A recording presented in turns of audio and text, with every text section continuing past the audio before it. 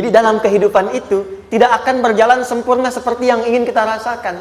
Selalu akan ada perbedaan pandangan. Ya, bahkan dalam kehidupan rumah tangga saja, ya maaf ya, Anda misalnya seorang istri mau ke sini saja mungkin masih bisa beda pandangan warna apa untuk jilbab yang dipakai. Ya, dengan suami bisa berbeda. Papa, bagus yang mana ya? Hijau atau kuning? Ah, kayaknya yang hijau deh gitu kan. Enggak, kayaknya kuning deh gitu kan. Masih mending ada dua pilihan. Begitu dipakai, pink. Bisa berbeda. Anak bisa berbeda. Jadi kesan pertama yang ingin dibangun bahwa dalam kehidupan sudah pasti akan ada keragaman pandangan. Dan yang kedua, yang tidak normal, keragaman pandangan itu boleh jadi melahirkan tindakan-tindakan yang kontraproduktif. Mungkin akan mendapatkan celaan. Allah dicela. Malaikat dicela. Rasul dicela, Nabi dicela, sahabat dicela, tabi'in dicela, ulama dicela. Kita siapa yang mungkin belum menjadi bagian dari orang-orang itu dan ingin bebas dari celaan? Itu mustahil. Jelas sampai sini? Jadi kalau mendapatkan celaan, berbahagialah, berarti kehidupan kita normal. Jelas? Pernah mendapatkan celaan dalam hidup? Halo? Pernah disoal oleh orang lain? Pernah direndahkan oleh orang lain? Nah, Allah tuh memberi kesan kepada kita, jangankan engkau Rasul yang paling mulia saja pernah mendapati itu. Tapi bagaimana seni mendapatkan ketahanan sehingga dalam dicela pun tetap tenang. Dalam disoal pun tetap hatinya nyaman. Karena ketenangan itu yang membawa pikiran tenang dan tindakan yang terukur. Dan kadang-kadang ketenangan itu lebih penting bahkan dibandingkan dengan harta yang berlimpah. Seringkali saya berikan perbandingan dari sejak dulu kita belajar kan. Coba pilih mana? Saya yakin masih konsisten. Pilih mana? Kaya tapi gelisah atau miskin tapi tenang. Tidak boleh ada pilihan ketiga, saya tahu itu. Kaya tapi gelisah atau miskin tapi tenang. Pilih mana? Ya, saya tahu kan.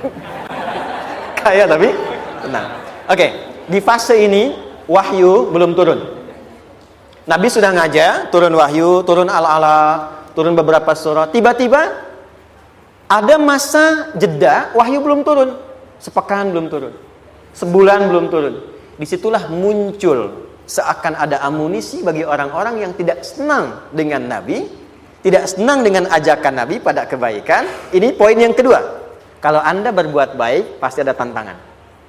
Ingat ya, kalau Anda berbuat baik, apapun itu, pasti ada tantangan. Yang menguji konsistensi kebaikan itu apakah serius untuk dilakukan atau tidak. Maka mulai muncul tuduhan. Lihatlah Muhammad dari tinggalkan sama Tuhannya. Itu Muhammad dah gila tuh, naik turun bukit, naik turun lagi, kayak orang bengong. Muhammad udah ada beban di pundaknya. Jangankan umatnya, Rasulnya saja yang mengklaim Rasul punya masalah katanya, ya kan? Dan ditinggalkan Tuhannya, kok masih mau ikut Muhammad? Maka dalam keadaan itulah kemudian ditunggu, naik turun, turunlah kemudian dua surah sekaligus, surah 93, surah 94, yaitu surah Ad-Duha dan Al-Insyirah.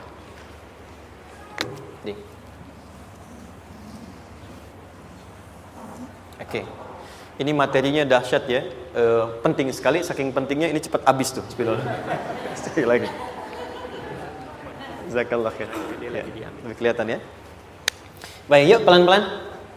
Jadi turunnya surah Ad-Duha dan surah Al-Insyirah, hikmahnya satu atau fungsinya satu, memberikan petunjuk bagaimana mengatasi satu persoalan sesulit apapun tapi masih dapat menghadapinya dengan keadaan yang tenang. Satu surah ini atau dua surah diturunkan untuk membimbing setiap hamba menuju kepada ketenangan hati.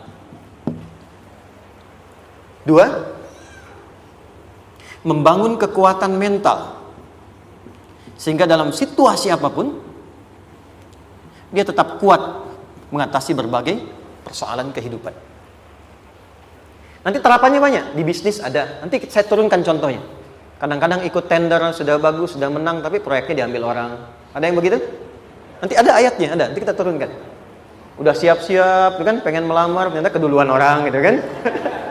Udah siap-siap, pengen dapat ini, mau lulus, ternyata nilainya nggak seperti yang diharapkan. Muncul, ada, selalu ada demikian. Nanti kompleksitasnya banyak. Tapi dua surah ini kalau kita bisa kuasai artinya dengan baik, pahami dengan benar, maka akan ada sesuatu yang beda yang terasa dalam jiwa kita dan kesiapan mengatasi setiap persoalan dalam kehidupan. Yuk kita baca dulu ya supaya dapat keberkahannya dari dua surah ini. Saya bacakan, Anda ikuti ya. A'udzu billahi minasy syaithanir rajim.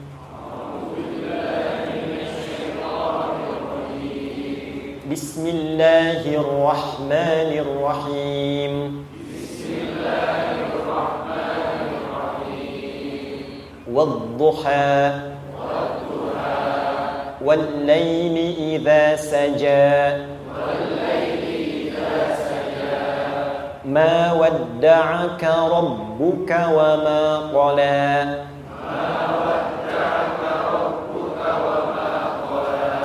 ما ودعك ربك وما قلى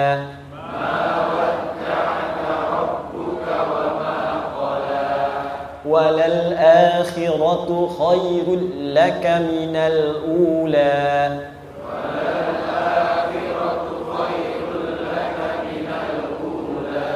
ولسوف يعطيك ربك فترضى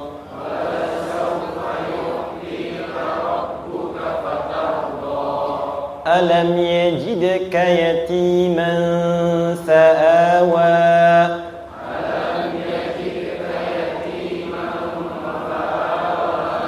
ووجدك ضالا فهدى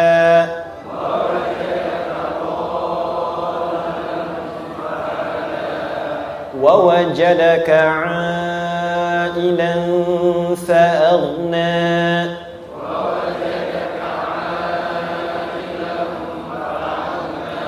فأما اليتيم فلا تقهر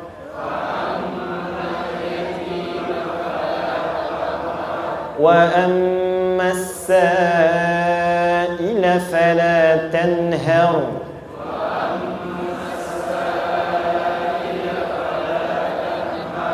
وأما بنعمة ربك فحدث.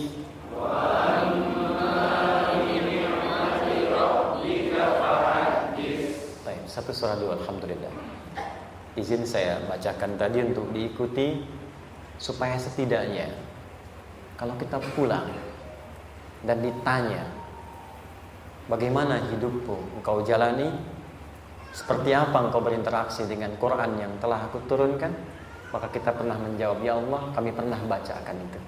Jangan pernah kita berkehidupan sampai wafat dan tidak pernah berinteraksi dengan Quran walaupun sekedar membacanya. Wadduha, aku bersumpah, setiap huruf waw yang berada di awal kalimat di satu surah itu makna utamanya berarti sumpah. Ya, qasam, sumpah. Seringkali diartikan demi, ya. Wal asri, demi masa. Wal fajri, demi waktu fajar. Wal laili, demi malam. Intinya sumpah. Sebentar, pelan-pelan.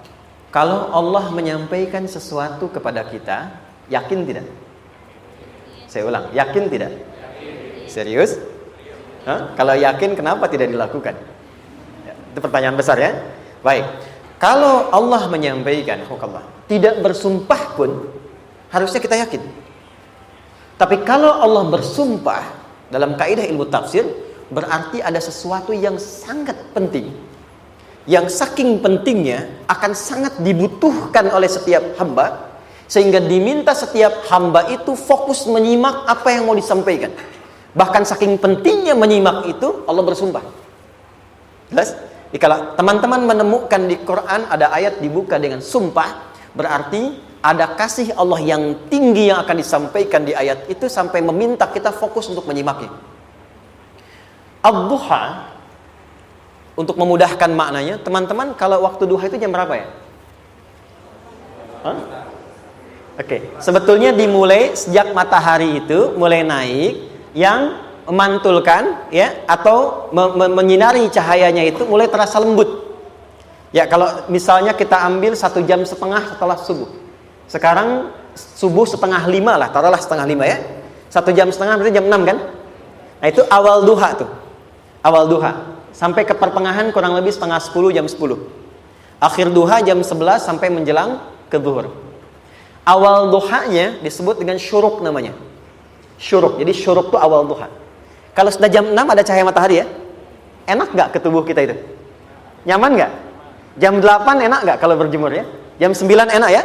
Nah, ini kata kiasan dalam bahasa Arab. Kalau kita merasakan sesuatu yang enak, nyaman, memberikan manfaat yang banyak, itu orang Arab sering memberikan kiasan dengan waktu-waktu tertentu. Di antaranya duha.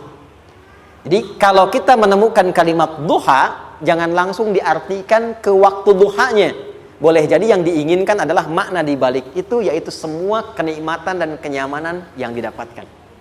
Cara mengartikan ini, wadduha, aku bersumpah kata Allah, ya Muhammad, demi semua kenikmatan yang kau rasakan dalam hidup, seperti engkau merasakan kenikmatan cahaya duha itu. Jelas? Wal-laili idza saja, dan aku bersumpah, al-lail, lail itu apa?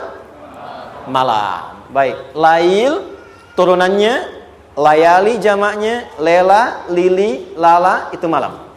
Jadi kalau ada ibu leli, ibu malam-malam ya. Lail. Oke. Lail itu malam. Malam gelap nggak? Gelap. Tapi kalau gelapnya gulita, tidak ada cahayanya, gelap betul gitu. Gelap ya. Misalnya sedang kita dapati misalnya satu momentum padam lampu, padam semua, dan pas gerhana misalnya gelap sekali. Nah, itu bahasa Arabnya disebut dengan saja namanya. Ya, saja. Wal laili idza saja. Dan malam apabila telah gulita, zaman Nabi kan gak ada lampu ya, belum ada PLN ya, dan seterusnya, jadi gelapnya betul-betul gelap. Saya mau tanya sebentar, biasanya kalau situasi gelap itu mudah nggak menemukan benda tertentu? Melangkah mudah atau sulit? Tidak mudah untuk dilakukan kan? Dalam bahasa Arab, kalau kita ingin mengungkapkan satu kegamangan yang luar biasa, sampai kita merasakan gelap dan sulit melangkah, bukan hanya karena nggak ada cahaya, mungkin karena ada pekerjaan tertentu yang menyulitkan, masalah tertentu yang menyulitkan, sehingga merasa seakan-akan kita tuh gelap. Makan nggak enak, melangkah susah. Pernah nggak merasakan situasi yang saking beratnya satu beban itu seakan-akan makan nggak mau, melangkahnya berat, ada vertigo, kadang-kadang pusing. Pernah merasakan itu? Itu bahasa Arabnya, wal-laili idza saja. Perhatikan kalimatnya, ya Muhammad sallallahu alaihi wasallam, aku bersumpah demi semua kebahagiaan dan kenikmatan yang engkau pernah raih seperti merasakan kenikmatan cahaya duha. Dan mungkin persoalan hidup yang pelik yang membuat engkau merasakan kesulitan seakan-akan merasa di suasana gelap yang gulita. Ma wadda'aka rabbuka wa ma qala. Tanamkan dalam jiwamu yang paling dalam, aku tidak akan pernah meninggalkanmu. Ada suami pulang dari pekerjaan, mendapati istri sedang termenung dan mengalir air matanya. Tiba-tiba suaminya datang mengatakan, hangat sekali pada istrinya, di sampingnya membelainya dan mengatakan, "Ma, demi semua suka yang pernah kita lalui bersama, dan demi duka yang mengalirkan air matamu saat ini pun, tanamkan dalam hatimu yang paling dalam, Papa akan selalu bersama Mama dalam setiap situasi itu." Kira-kira para ibu merasakan itu bagaimana perasaannya? Masa sih? Tapi itu menarik loh. Menarik ya. Jadi kalau teman-teman ngaji surat Yusuf, di surat Yusuf itu laki-laki diilustrasikan dengan matahari, perempuan diilustrasikan dengan rembulan. Ya? Inni ra'aitu ahada asyara kaukaba wasyamsa wal qamara ra'aituhum li sajidin. Ayah, aku melihat bulan dan matahari serta 11 gemintang sujud hormat kepadaku. Jadi matahari diartikan itu sebagai laki-laki, suami, ayah. Kenapa disebut matahari? Diilustrasikannya, matahari itu kan menyengat dengan kuat. Kalau kita menjemur, mengeringkan pakaian, melindungi. Tipikal suami itu melindungi. Ada yang ganggu istri, sengat dengan kuat. Ada air mata yang mengalir, hei, keringkan itu sehingga tidak larut air mata mengalir di pipinya. Itu matahari. Sebaliknya rembulan.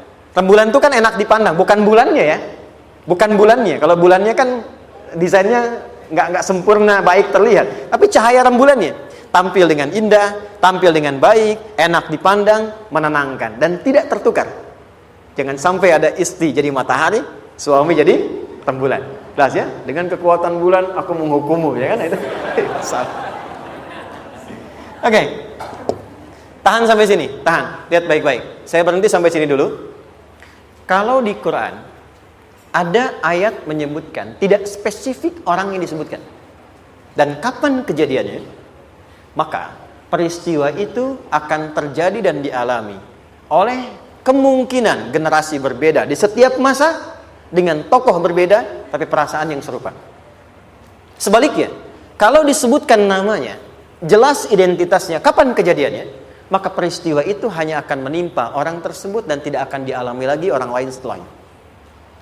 Saya tanya dulu yang akhwat, yang perempuan, kenal Maryam? Kenal, bagus. Kenal di mana? Maryam anaknya Imran, mengandung, melahirkan Isa alaihissalam, Yesus Mesias, tanpa disentuh laki-laki manapun. Dan di Quran identitasnya disebutkan langsung, Maryam binti Imran, wa Maryam ibnata Imran. Ini menunjukkan kesan bahwa yang mengandung dan melahirkan tanpa disentuh laki-laki manapun, itu hanya Maryam anaknya Imran. Ingat ya, mengandung melahirkan tanpa disentuh laki-laki manapun. Bukan mengandung melahirkan tanpa suami, kalau itu banyak dia. Ya, mengandung melahirkan tanpa disentuh laki-laki manapun. Hanya Maryam binti Imran. Tapi kalau nggak disebutkan siapa orangnya, kapan kejadiannya, tidak detail disebutkan, ini artinya situasi itu akan dialami kembali oleh orang di masa depan dengan generasi yang berbeda tapi substansi yang sama. Pertanyaannya, pernahkah kita mengalami situasi yang sulit sampai seakan merasa gelap? Nah, baik, maka adab yang pertama, jika mengalami situasi seberat apapun dalam berkehidupan, maka dekati Allah Subhanahu wa ta'ala. Ini awalnya, dekati Allah. Apalagi kalau ada yang mengatakan ini nggak mungkin, ini nggak akan terjadi, ini nggak bisa.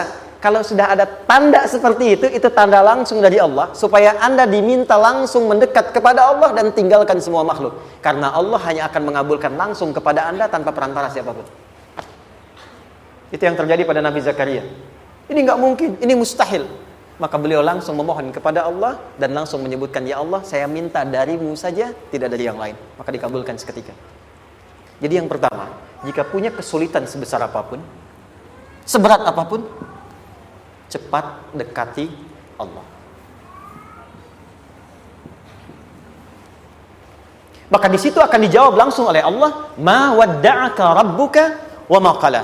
Hambaku, sepanjang engkau mendekat kepadaku, maka yakinkan dalam dirimu, situasi apapun yang kau rasakan, aku tidak akan pernah meninggalkanmu. Sudah? Satu? Paham sampai sini? Oke. Pelan-pelan ya. Saya belum bicara caranya. Saya baru bicara di awal motivasinya. Dekati Allah dulu, nanti caranya didetilkan di surah Al-Insyirah. Teruskan. Ma wadda'aka rabbuka wa ma qala. Walal akhiratu khairul laka minal. Perhatikan.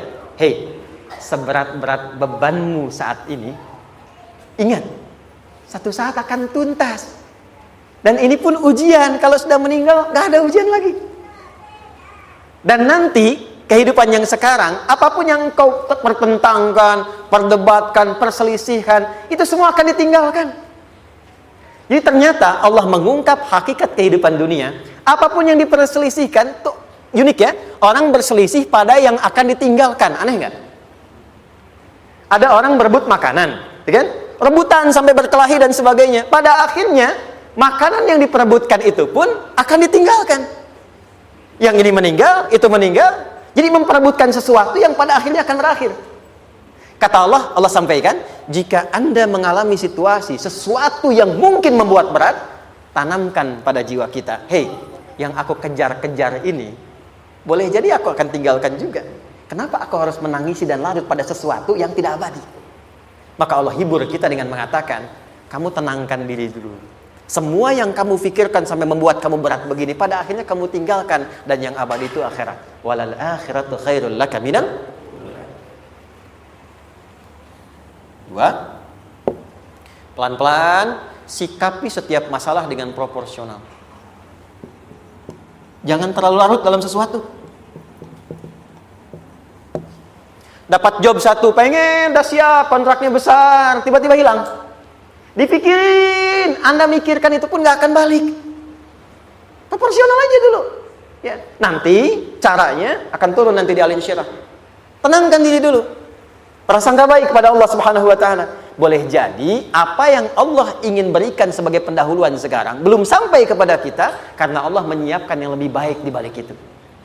Kita belum tahu ada apa di balik itu sehingga kita tidak dapatkan itu. Sehingga kemudian Allah katakan walal akhiratu khairul laka minal ula. Teruskan wala saufa yu'tika rabbuka.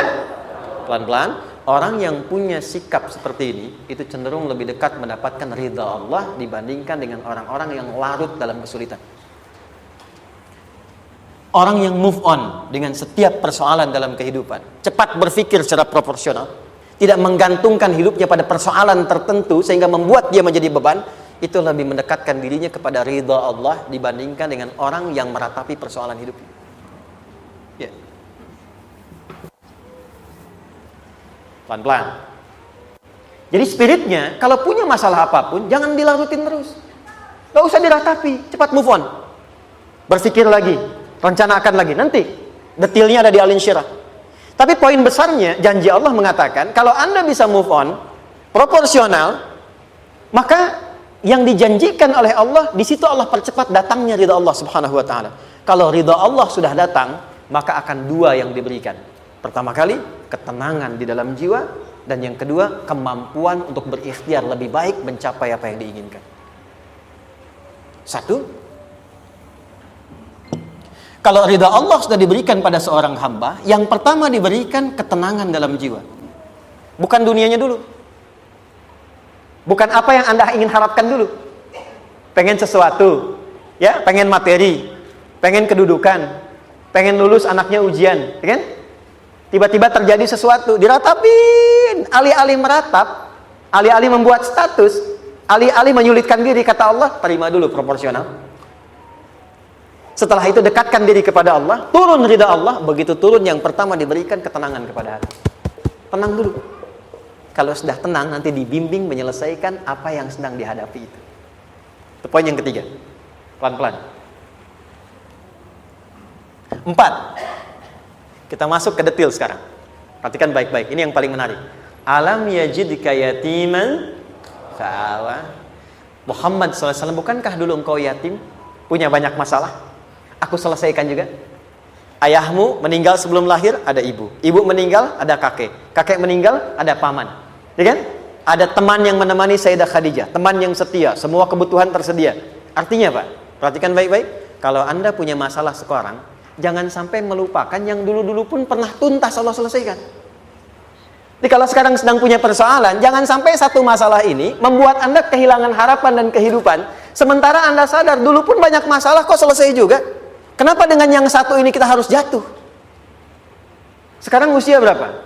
20, 30, 40, 50. Sekarang usia 50 tahun, ada masalah, baru 5 menit datang sudah merasa jatuh. Yang 50 tahun ke belakang yang banyak selesai itu kita nilai atau tidak? Maka kata Allah, seperti yang dulu pernah aku selesaikan ribuan masalah itu, yang sekarang pun mudah aku tuntaskan. Jelas? Nah, secara psikologi, orang-orang yang selalu bertindak seperti itu akan selalu punya harapan lebih tinggi untuk menyelesaikan persoalannya. Jadi kalau sedang punya masalah, pikirkan yang dulu juga selesai, masa yang sekarang nggak selesai. Itu prinsipnya.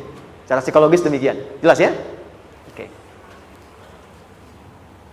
Wa wajadaka dhallan fahada. Muhammad, dulu engkau pernah mengalami melihat masyarakat banyak berbuat yang tidak baik, aku berikan petunjuk. Kuncinya fahada di situ. Orang yang punya motivasi kuat dan keyakinan untuk bisa menyelesaikan persoalannya, maka dia akan lebih cepat mendapatkan petunjuk Allah untuk mendapatkan solusi terbaik. Ada sini. Saya agak cepat ya, mohon izin.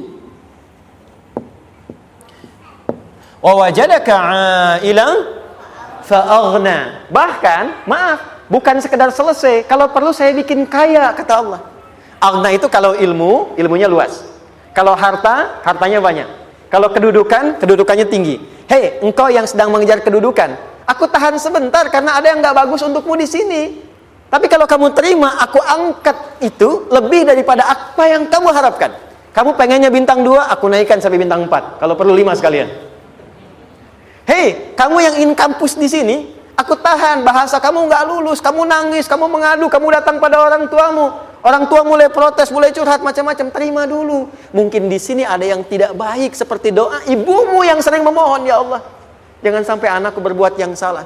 Jangan sampai terjebak narkoba. Jangan sampai terbawa tawuran. Di sini ada yang kurang tepat untukmu. Kalau kamu ridha, kamu terima, kamu proporsional, bahkan aku pindahkan ke kampus yang lebih baik yang tidak kamu bayangkan sebelumnya. Di orang-orang yang selalu menerima apa yang Allah ujikan dan ridha dengan itu, maka Allah akan angkat derajatnya bahkan melebihi ekspektasi dirinya. Paham? Kalau sudah seperti itu, maka lihat ujung ayatnya. Lihat ujung ayatnya. Fa'ammal yatima fala taqhar. Maka jangan pelit berbagi kepada orang lain. Share. Kalau sudah sukses, share. Berbagi, bukan hanya materi, bagi ilmunya, ya, bagi kebahagiaannya. Wa ammas sa'ila fala tanhar. Jangan sampai nunggu orang minta. Kalau lihat ada kawan yang butuh, sekarang Anda sukses. Tapi boleh jadi kesuksesan Anda itu tangganya dari teman-teman Anda. Kalau sudah teraih ke atas, lihat lagi anak tangganya ke bawah. Ajak teman, jangan ditunggu minta. Ajak, bawa dia, berikan peluang. Jangan sampai dia minta, apalagi Anda bentak-bentak. Aku kan yang dulu bantu kamu. Jangan sampai keluar kata-kata itu. Kamu bisa naik di atas karena aku kan yang dulu bantu kamu. Kamu bisa jadi pemeran utama karena aku yang rekomendasikan. Karena aku yang dorong kamu, misal. Jangan sampai keluar kata-kata itu. Apalagi langsung keluar, tidak. Ini karena ilmuku saja misalnya. Kalau itu bisa dilakukan dengan baik. Lihat ujungnya. Wa amma bi ni'mati rabbika fahaddits. Maka semua nikmat yang dirasakan akan mudah untuk diimplementasikan dan disyukuri. Jadi semua nikmat itu bukan cuma dirasakan. Jadi membagi semua nikmat itu adalah rasa terbaik untuk menikmatinya. Maaf ya, Anda kalau punya makanan, dimakan sendiri. Dengan dibagi sama-sama, kira-kira rasa nyamannya yang pertama atau yang kedua? Kedua. Makan sendiri, enaknya sendiri kan? Tapi ketika ada teman berbagi dan tahu, oh enak ya, nyaman ya, ada kebahagiaan, ada ngobrol, ada tertawa, ada kebersamaan, itulah inti nikmat yang sesungguhnya. Wa amma bi ni'mati rabbika. Ternyata masalah yang diberikan bukan ingin memberikan beban, tapi ujungnya, endingnya supaya Anda bisa mendapatkan nikmat berkualitas yang bisa dibagi. Lihat surat Ad-Duha itu jangan cuma lihat awalnya, lihat ujungnya. Ternyata ketika seseorang mendapat masalah seberat apapun, itu bukan ingin membebani, tapi ingin meningkatkan kualitas hidupnya supaya mendapatkan nikmat yang lebih besar dan merasakan nikmatnya itu dengan berbagi. Itu poinnya.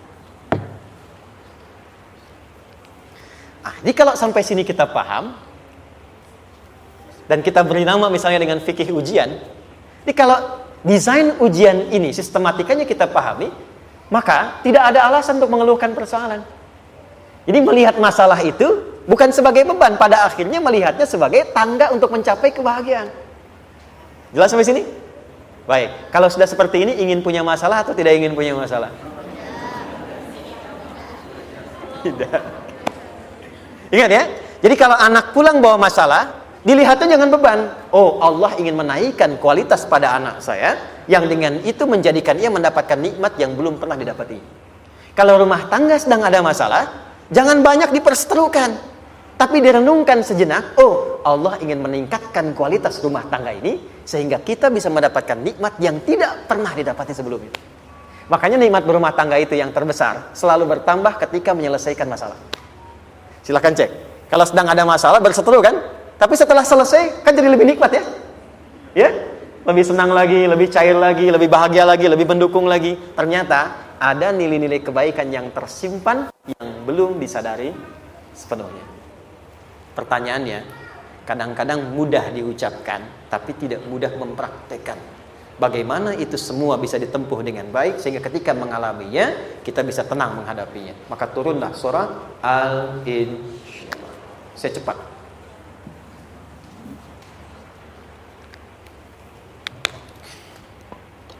Teman-teman, ini apa?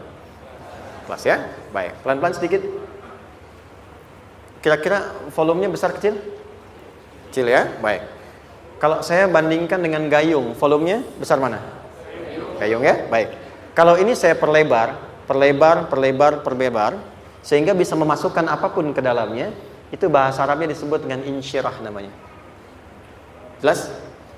Meluaskan sesuatu sehingga terlihat lapang, sehingga memudahkan setiap hal masuk ke dalamnya. Itu insyirah namanya. Surah ini diberi nama dengan surah Al-Insyirah, yang berarti sesuatu yang lapang, yang tenang, yang nyaman. Yang diharapkan dengan keadaan hati yang lapang, nyaman, tenang itu, segala persoalan yang dihadapi dalam kehidupan akan mudah diterima dan tidak berdampak besar dalam menyikapinya. Maka bagaimana kemudian Allah memberikan turunan-turunan petunjuk supaya apa yang diharapkan ini bisa tercapai?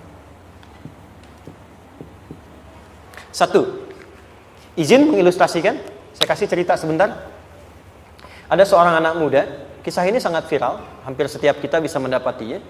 Datang kepada seorang kakek tua di sisi danau yang jernih sekali airnya. Dia berkeluh kesah tentang persoalannya. Dia katakan, saya punya masalah begini. Berat sekali terasanya. Kakek itu kemudian permisi, dia hanya membawa 2 genggam garam. Kemudian beliau bawa 1 gelas, ilustrasinya seperti ini. Dimasukkanlah kemudian garam itu ke gelas itu. Lalu diambil 1 gelas air yang jernih tadi dengan garam segenggam. Kata beliau, minum. Pemuda itu mengatakan, wah asin, minum aja dulu. Lalu ketika diminum, langsung ditumpahkan. Dia muntahkan, asin katanya. Lalu setelah itu kakek yang tadi melepaskan segenggam sisanya, dilempar ke danau tadi yang luas. Lalu diambil lagi dengan gelas yang sama. Sekarang minum. Bagaimana rasanya? Segar, enak, nyaman. Itulah hatimu. Kalau hatimu sempit sesempit gelas ini, maka masalah sekecil apapun akan selalu menghadirkan kesulitan seperti engkau menelan garam tadi. Tapi kalau hatimu luas, sebesar apapun masalah, tidak akan pernah berdampak pada dirimu kecuali engkau mampu menyusun rencana untuk mengatasinya. Kelapangan hati yang membuat diri kita mampu menerima persoalan apapun, itu yang disebut dengan insyirah. Makanya dulu tahun 90-an ada sinetron Hati Seluas Samudra gitu ya. Saya pernah tahu itu. Sama anaknya diapa-apain juga, masih aja ya menerima gitu. Dulu siapa ya? Jeremy Thomas dan lain-lain ya. Saya kira ada gitu. Ya, saya kira itu ya. Saya pernah lihat sejenak ya. Saya jarang-jarang nonton gitu. Pernah lihat aja. Saya senang riset. Jadi kalau riset itu ada riset dakwah, ada riset materi. Saya teman-teman yang musik gitu ya. Saya tidak terlalu dekat dengan musik karena saya di Quran gitu. Tapi untuk mengetahui hukum musik itu bagaimana, saya riset. Sampai ke notasi saya tahu. C D F G A B C D F G D F G A B C D A B C D F G A F G A B C D E B C D E F G A B C D A B gitu kan ya? Ya, tapi kalau diminta piano, gitar, ini saya nggak bisa. Ya, tapi untuk menentukan hukum, nah kita bisa paham gitu. Misalnya boleh nggak baca Quran pakai langgam Jawa gitu kan? Nah, hukumnya apa? Nanti dari teori itu muncul. Ya, paham ya? Nah, oke, balik sini. Perhatikan baik-baik. 1, saya agak cepat.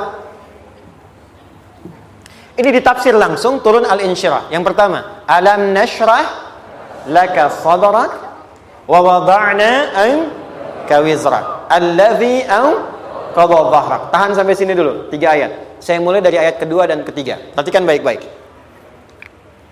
Wa wada'na anka wizrak allazi anqadha dhahrak. Artinya apa? Artinya satu beban yang diletakkan di pundak yang berpengaruh kepada semua bagian tubuh. Kita pernah melakukan atau melihat yang angkat beban ya? Beban kan semakin berat diangkat, semakin terasa ke bagian-bagian tubuh ya, ke semuanya. Nah, itu namanya wizrak alladzi anqadha dhahrak. Beban yang dipikul yang berat sekali sampai semua merasa. Makanya jadi satu ungkapan dengan mengatakan dia sedang memikul beban yang sangat berat. Sampai kepalanya pusing, tidur nggak nyaman, miring kanan, miring kiri. Itu namanya ya alladzi anqadha dhahrak. 1. Saya percepat, akan ada satu masa dalam hidup setiap hamba merasakan satu persoalan yang seakan-akan beban berat yang dipikul sampai merasa kesulitan dari ujung kepala sampai ujung kaki. Siapapun itu. Jujur ya, setiap kita tanyakan pada diri sendiri. Setiap kita yang ada di sini, saya yakin pasti pernah atau bahkan akan mengalami satu peristiwa yang merasakan beban berat sampai seakan-akan ujung kepala sampai ujung kaki merasakan sakitnya.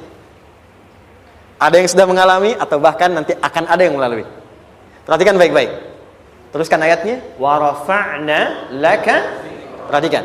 Kalau ada yang sedang merasakan itu, yakinlah kata Allah, pada saat itu sesungguhnya Allah sedang mengangkat derajatnya dan meningkatkan kualitas hidupnya untuk mencapai sesuatu yang istimewa yang belum pernah diraihnya. Dari sini kita buat persamaan. Ujian. Perhatikan. Berbanding lurus dengan harapan, banding lurus dengan solusi nanti pada akhirnya. Fokus. Lulus di sini, insya Allah setiap persoalan akan lebih mudah untuk diatasi. Ujian, seberat apapun yang sedang kita alami, tidak akan pernah diberikan kepada kita oleh Allah, kecuali ternyata hikmahnya untuk mengabulkan harapan-harapan besar yang sebetulnya kita mintakan. Jujur ya, setiap kita kan sering punya permohonan ya, sering berdoa ya. Ya Allah minta ini, minta itu, minta ini, minta itu, gitu kan? Nah, cara Allah mengabulkan harapan kita itu, yang pertama, jalurnya lewat ujian. Karena semua kesuksesan itu, desain dasarnya adalah melewati ujian. Coba, anak-anak kita yang sedang sekolah itu, apa mungkin diwisuda dengan penuh kebahagiaan kalau nggak mengalami ujian? Lewat ujian dulu kan? Dia belajar dulu, ujian dulu, ngatasin soal dulu, lulus, baru wisuda.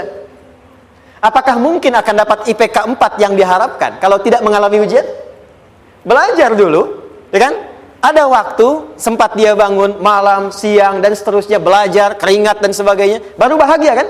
Dan ternyata belajar itu untuk diwisuda. Sebab kalau kita tidak belajar, mustahil dapat wisuda. Kalau tidak lewat ujian, mustahil dapat ijazah.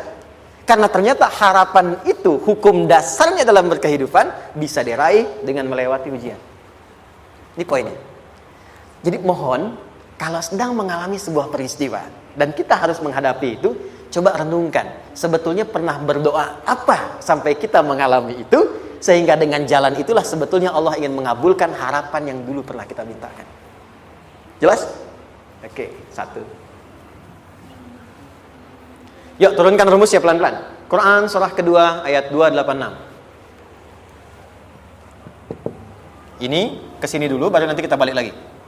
2 Al-Baqarah ayat 286. La yukallifullahu nafsan illa usaha. Tahan sampai sini. Lihat baik-baik. Hukum yang pertama. Hukum pertama. Allah tidak mungkin menguji seorang hamba di luar batas kemampuannya. Jadi kaidah yang pertama tadi, kalau kita sedang diuji, sebetulnya ada harapan dan doa yang pernah kita mohonkan dan Allah ingin mengabulkan itu, jalan pertamanya adalah ujian. Tapi adilnya Allah, tidak akan pernah kita diuji kecuali sesuai dengan kemampuan kita. Jadi kalau nggak mampu, nggak mungkin diberikan ujian. Ingat ya, kalau tidak mampu, tidak mungkin diberikan ujian. Artinya harapan yang kita mohonkan pun akan sesuai dengan kemampuan kita. Jadi kalau kita minta sesuatu nggak mungkin bisa menggunakannya, nggak akan dikasih. Nah, balik ke sini untuk memberikan ketenangan kepada hati kita. Kalau sedang menerima persoalan, setelah kita mengatakan, oh ini mungkin ada harapan yang ingin saya dapatkan, jalannya lewat sini. Untuk memberikan ketenangan kepada hati, begitu persoalannya tiba, langsung katakan pada diri kita, saya pasti bisa menjalaninya. Mustahil saya diuji kalau nggak mampu menjalaninya. Itu bahasa singkatnya. Ingat ya? Kalau ingin mudah menyelesaikan persoalan, kata Quran, setiap ada ujian, langsung katakan pada hati kita, insya Allah bisa. Nggak mungkin saya diuji kalau saya nggak sanggup. Jelas? Dan tanamkan itu pada hati yang paling dalam. Ini nggak mudah. Kalau cuma disimpan di pikiran, jadi beban. Tapi kalau Anda tanamkan dalam hati, seberat apapun masalahnya, pasti saya sanggup, pasti saya bisa. Pernah lihat dulu ada acara 90-an Benteng Hattori? Oke? Benteng Takeshi ya? Takeshi ya, gitu kan? Artinya kan bisa jawab ya. Kita tahu Ninja Hattori mendaki gunung, lewati lembah, ya tahu ya. Son Goku, Songgohan, saya tahu itu. Son Goku, Kamehameha, Piccolo itu, yang nulisnya Suzuki Watanabe, saya tahu itu. Benteng Hattori, balik lagi ya. Benteng Takeshi ya. Puncaknya kan main pakai itu kan, pakai tank ya dan sebagainya. Tapi pernah ingat gak satu episodenya itu? Begitu akan bertarung, kan selalu ada motivator di sampingnya itu mengatakan, ayo, kamu bisa, gitu kan? Wah, namanya. Dia nggak ngaji Quran tuh. Kita punya ayatnya. Pernah nggak? Buka lagi ya dulu ya. Oke. Korea, kenapa bisa nyusul Jepang? Salah satunya, waktu Jepang itu maju, setiap di Korea itu ditanamkan dari mulai anak-anak TK-nya. Kita harus lebih daripada Jepang. Sejak anak-anaknya TK. Itu ditanamkan betul. Kita bisa, kita dari TK. Sehingga ketika di sana bikin Honda, sini Hyundai. Hyundai kan dibacanya Hyundai, ya kan? Sana Honda, sini Hyundai gitu. Di apapun yang dibuat Jepang, Korea harus lebih unggul. Itu ditanamkan dari awal. Bisa. Kita itu sekarang punya ayatnya. Jadi kalau sedang punya masalah seberat apapun, katakan pada diri kita, insya Allah bisa. Gak mungkin diuji kalau nggak sanggup. Bisa insya Allah. Bisa. Kenapa mah? Bisa. Jelas? Oke. Sudah di situ teruskan. Lanjutkan. Warafa'na laka dzikra. Teruskan. Fa inna ma'al usri. Nah, ini poin terbesarnya. Fa inna ma'al usri yusra. Fa huruf yang menunjukkan sesuatu berlangsung dengan cepat. Inna di ilmu nahwunya berbunyi begini, di gramatikal bahasa Arab. Harfu nasbin wa taukidin.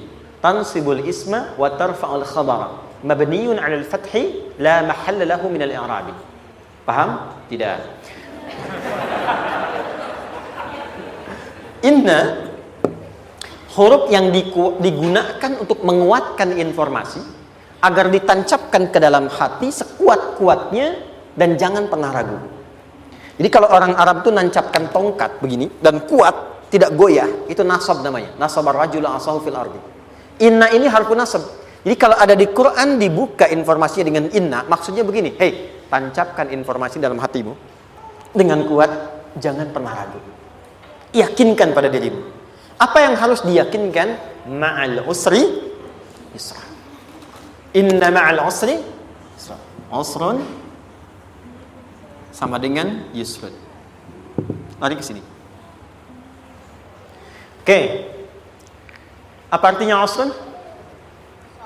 Sulit. Oke. Sulit itu ada dua. Ada sa'bun, ada usrun. Kalau kesulitan yang relatif, kata si A sulit, si B mudah, itu sa'bun namanya. Contoh, kata si fulan, bahasa Jepang susah. Padahal kata yang lain tidak. Saya ke Jepang, anak-anak kecil begini bisa bahasa Jepang, gitu kan? Bagi mereka mudah, gitu kan? Saking mudahnya gitu. Kata shiwa, gitu. Anak-anak kecil, bagi mereka mudah, bagi kita belum tentu. Itu sa'bun. Inna lughatal yabaniyya sa'bah. Relatif. Tapi kalau kesulitan yang sifatnya mutlak, semua orang mengatakan sulit. Maaf, bawa mobil, sulit atau mudah? Bukan mengendarai ya, bawa mobil, bawa. Sulit ya? Sulit ya? Baik, sepakat sulit semuanya. Nah, itu dalam bahasa Arab dikenal dengan usrun. Kesulitan yang semua sepakat bahwa itu susah. Sulit, semua sepakat. Dan ketika ada orang bicara, aku sedang punya masalah begini. Semua mengatakan, wah itu nggak mudah, itu nggak mudah. Itu usrun namanya. Lawannya, kemudahan yang relatif disebut sahlun. Tapi kemudahan yang semua sepakat bahwa itu mudah, itu yusrun namanya.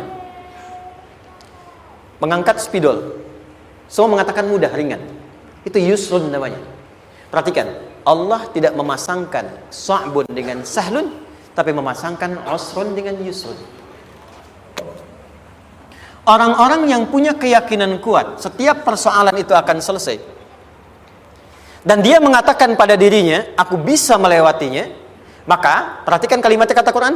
Inna ma'al usri yusran. Sesulit apapun masalah yang sedang dia alami, maka Allah akan datangkan solusi semudah-mudahnya yang bisa dia nikmati. Dengan kata lain, kalau kita bawa ke bahasa psikologi, kalau sedang menghadapi persoalan seberat apapun, selain kita mengatakan, ini pasti bisa saya lalui, saya insya Allah sanggup mengatasinya, katakan pada diri kita, ini pasti selesai. Pasti ada solusinya, pasti mudah. Katakan, walaupun memang solusinya belum datang, tapi tenangkan pada diri kita dengan mengatakan, inna ma'al usri yusra. Bahasa psikologinya, katakan pada diri kita, ini pasti selesai. Nggak mungkin nggak selesai, pasti ada solusinya, pasti mudah. Itu lebih memberikan harapan pada diri kita untuk menuntaskan persoalan dibandingkan dengan meratapinya. Jelas? Teruskan. Fa inna ma'al usri. Kalau masih ragu kata Allah, katakan lagi sekali lagi. Sampai hati kita merasa nyaman. Jadi kalau sedang punya persoalan seberat apapun, tanamkan pada diri kita, pasti selesai. Belum nampak, insya Allah pasti selesai. Gak mungkin diuji kalau gak ada solusi. Itu lebih memberikan harapan. Setelah itu, fa'idha faraghta, mitigasi masalahnya. Mitigasi persoalannya. Tuliskan. Ini masalahnya apa? Rumah tangga. Apa saja misalnya. Dia ada suami, ada istri, ada anak-anak. Masalah ada di mana? Kadang-kadang benangnya jadi kusut karena satu-satu nggak segera diselesaikan. Maka kata Al-Quran, fa'idha faraghta. Satu-satu mitigasi dulu. Satu masalah di sini, lihat di suami, lihat di istri. Kalau pekerjaan, masalahnya apa? Sebelum bercabang kemana-mana, petakan. Apakah rekanannya? Apakah relasinya? Apakah kemampuannya? Apakah manajerialnya? Apakah marketingnya? Mitigasi, kotaki semua, selesaikan satu-satu. Setelah itu, apa yang dilakukan? Wa ila rabbika, tawakal sepenuhnya kepada Allah untuk menentukan hasilnya. Tawakal itu yang paling mahal.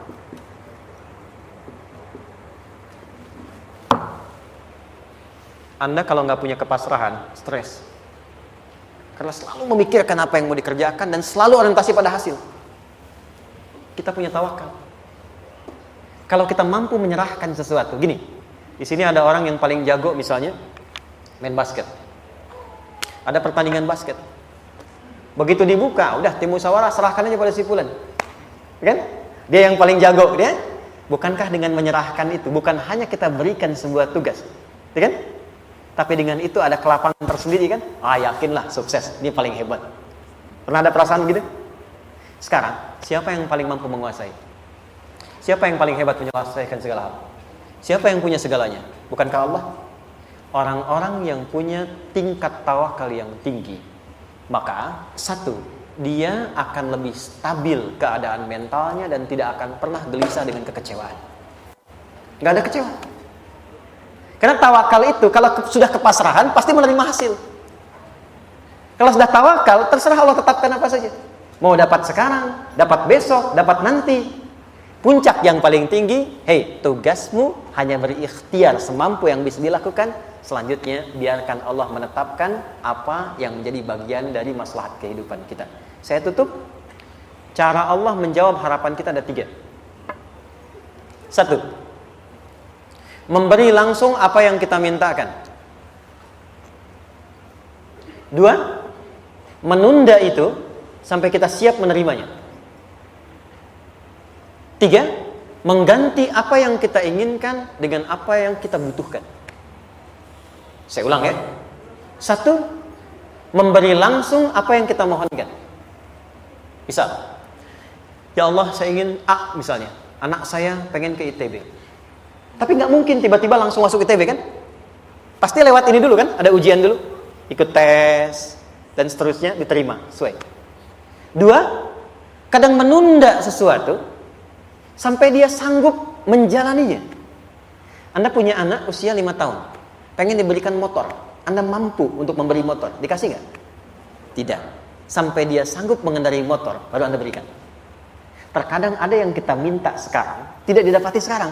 Tapi ternyata tahun depan kita dapat. Kita harus sadar bahwa anugerah yang kita dapatkan tahun depan itu sebetulnya adalah hasil doa kita di tahun ini. Pernah dengar nggak kisah viral? Nabi itu berdoa baru dikabulkan setahun setengah. Setahun 6 bulan. Padahal itu Nabi loh. Kiblat pertama kita kemana? Palestina kan? Baitul Maqdis kan? Nabi berdoa. Mohon terus nengok ke langit. Al-Baqarah 144, minta, jawabannya turun setelah setahun setengah, setahun 6 bulan. Ada yang mengatakan di tafsir setahun 8 bulan, baru dikabulkan setelah setahun setengah. Padahal kurang soleh apa Nabi? Nabinya siap, mungkin umatnya yang belum siap. Nabinya siap, tapi ada tantangan di masyarakat yang tidak mudah, yang mungkin bisa meruntuhkan dakwah, baru dikabulkan setahun setengah. Ketika semua umatnya sudah bisa siap menerima itu. Boleh jadi apa yang diminta orang tua sekarang terkabulnya mungkin belasan puluhan tahun pada anaknya yang nomor sekian. Tahu Imam Syafi'i? Imam Syafi'i itu kan nama aslinya Muhammad. Bapaknya Idris. Kakek yang ke atas, yang ketiga namanya Syafi'i. Kenapa disebut Imam Syafi'i? Dinisbatkan pada kakek yang ke atasnya. Ternyata kakeknya ini seorang ulama besar, saleh, memohon kepada Allah. Setiap di keturunannya ada yang bisa menggantikan lebih soleh, lebih baik lagi. Ternyata yang didapatkan bukan dari anaknya, tapi generasi keturunan yang kesekian. Anda belum sekarang bisa hafal Quran. Misalnya, Anda bermohon, berdoa, boleh jadi yang hafal, mungkin bukan di anak, bisa di cucu, bisa di bagian keluarga yang lain. Maka, terkadang tawakal itu tidak hanya memberikan hasil yang cepat, tapi memberikan keindahan yang terasa tertunda, tapi melengkapi kebahagiaan yang dirasakan. Penutupnya, boleh jadi minta ke ITB, diterimanya di Unpad. Minta motor, dapatnya mobil. Kalau itu senang, luar biasa. Minta mobil, dapatnya motor, gitu kan? Ternyata kadang-kadang di sini yang terakhir, saya tutup, Allah mengabulkan apa yang kita butuhkan, bukan apa yang kita inginkan. Anak Anda sakit, dibawa ke dokter. Kata dokter, jangan dulu makan jeruk. Maka Anda pulang, dia minta jeruk. Anda berikan apel. Saya nggak mau apel, mah. Saya pengennya jeruk. Nggak apa-apa, nah. Ini apel rasa jeruk, misalnya kan. Anda berikan. Ternyata apa? Bukan ingin menyakiti dan tidak mengabulkan keinginan anak, tapi lebih memberikan apa yang dia butuh. Kadang-kadang maaf ya, teman-teman mintanya proyek A, udah capek, di situ nggak dapat, dapatnya di yang lain. Teman-teman, itu Allah berikan sebetulnya hasil ikhtiar Anda yang sebelumnya. Cuma dikasih yang lebih baik, yang tidak Anda pernah bayangkan maslahat.